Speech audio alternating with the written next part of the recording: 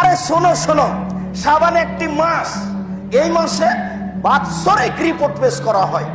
এই জন্য আমি বেশি বেশি সিয়াম থাকি। মনে হয় আজ, মনে হয় কাল, মনে হয় আজ, মনে হয় কাল, আজকেও রাখি, কালকেও রাখি, এভাবে করতে করতে করতে এবারে মাসই শেষ। দুই একটা বাদ দিয়েছি কেন?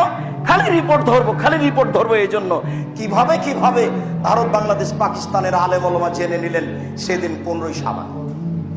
তাই তারা কলকারখানা, অফিস আদালত, কোর্ট কাচারি, শিক্ষা প্রতিষ্ঠান সবকিছু বন্ধ রেখে রাতে গোসল করে আতর গোলাপ মেখে দিনে সিয়াম থাকে, একবারে নগদ মিথ্যে। এবং রাসূল সাল্লাল্লাহু আলাইহি সাল্লামকে অপমান করা, খাটো করার কৌশল কি দিয়ে বুঝাই? দুর্বল চোখে আপনি দেখবেন না।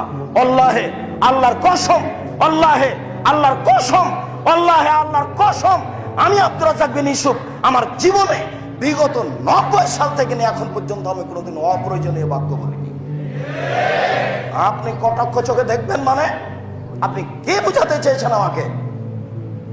রাসূল সাল্লাল্লাহু আলাইহি সাল্লাম শাবান মাসে বেশি সিয়াম থাকতেন কেন, এটার রহস্য আপনি বের করেন। 15ই শাবান আপনি সিয়াম পালন করে কি দেখাতে চাচ্ছেন?